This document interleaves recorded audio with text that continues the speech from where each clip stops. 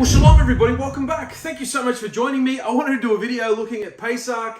It's something quite peculiar about this festival, something that I think is unique to it.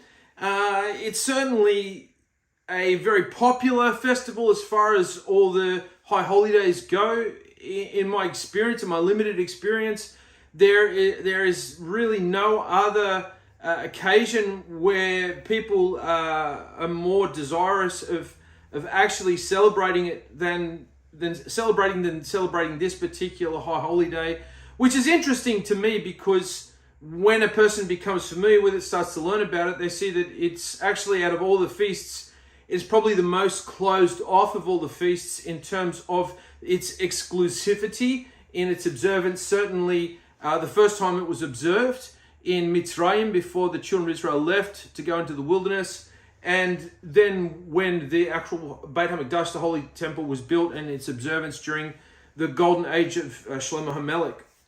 So what I wanted to look at specifically is there's arguably 4 different ways that this festival was observed.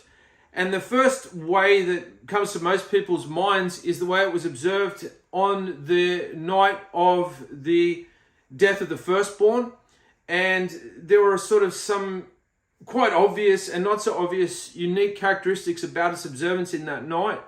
And the first thing that comes to mind is that the dwellings in which the slaughter of the Pesach lamb was occurring, and the baking of the unleavened bread, and the readying, all the occupants of the home readying themselves to go on a journey, and the haste in which it was eaten, all the residents of those dwellings would be leaving through the blood-soaked doorposts and never returning to their dwellings ever again.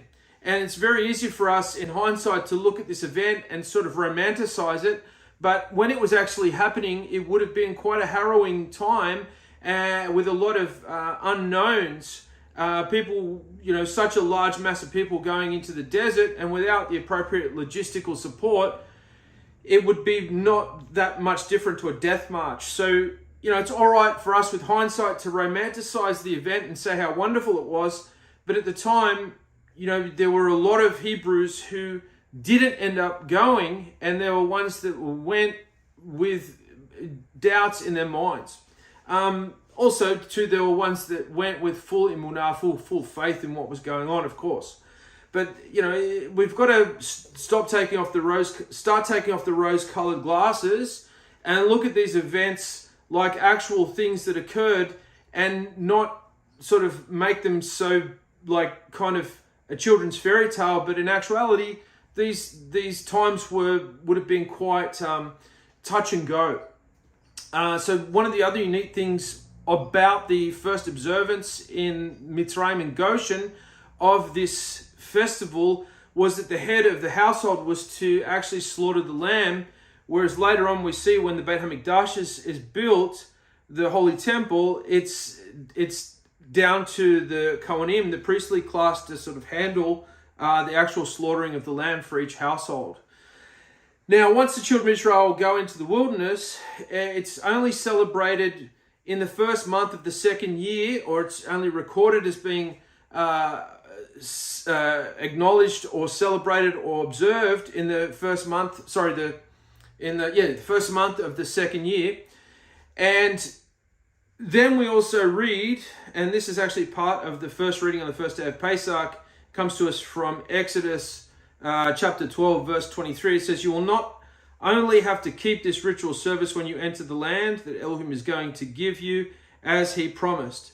You will only have to keep this ritual service when you enter the land that Elohim is going to give you as he promised." So it was not technically going to be observed until the nation of Israel actually went into the promised land. This is why we see Joshua actually ordering a mass circumcision of the nation of Israel before they cross the Jordan and go into the promised land. And coincidentally, that was just before the 14th of Nisan.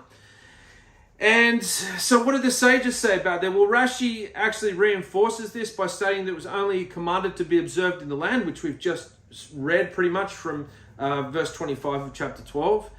But he also adds that it was a disgrace that they weren't able to keep it in the wilderness, which is pretty interesting.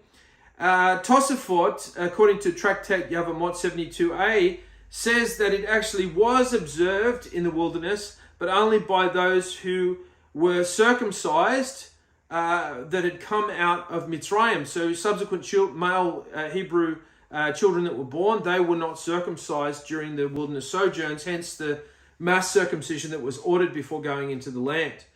And then we have, so there would have been some type of observance or acknowledgement of it in the wilderness, despite the fact that it wasn't commanded to be observed. We know that it was observed once in the first year of the second month, the first month of the second year.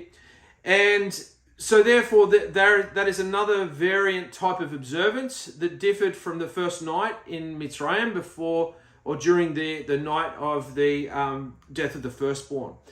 Then once the actual Beit HaMikdash was built, we now see the actual festival morph into a different sort of entity, as it were, like I said, with the Kohanim taking over the duties of the slaughter of the Passover lamb.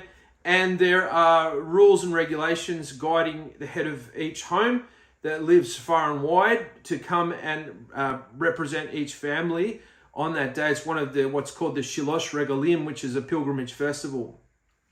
Then there is another way it was observed, and this is probably the most intriguing, that according to many commentaries, Lot actually gave the angels that come to visit him just before the destruction of Sodom and Gomorrah, the angels actually were given flat bread, like unleavened bread to eat, and it's observed that it's cited that Lot had actually learnt that from Avraham Avinu, who also gave unleavened bread to the Malachim who visited him in the wilderness at his dwelling with Sarah.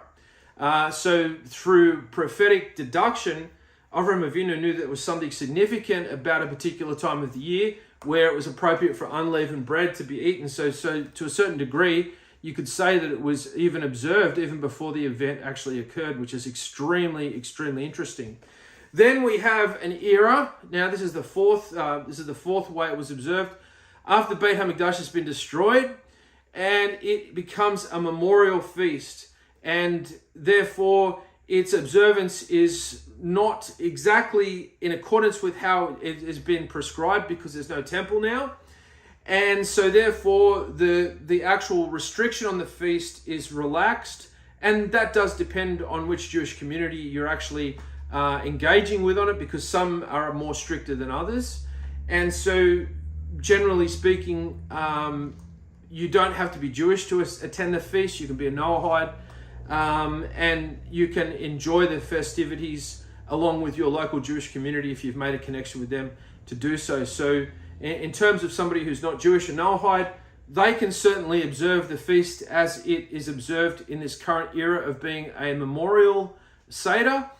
And so there should be no problems there.